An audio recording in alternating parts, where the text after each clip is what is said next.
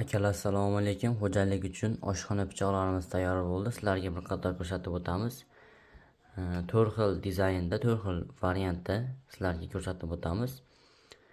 Birinchisi tig'lari zanglamas klapandan bo'ladi. Soplari tekisalitdan, oxirgisi splashnoy keladi.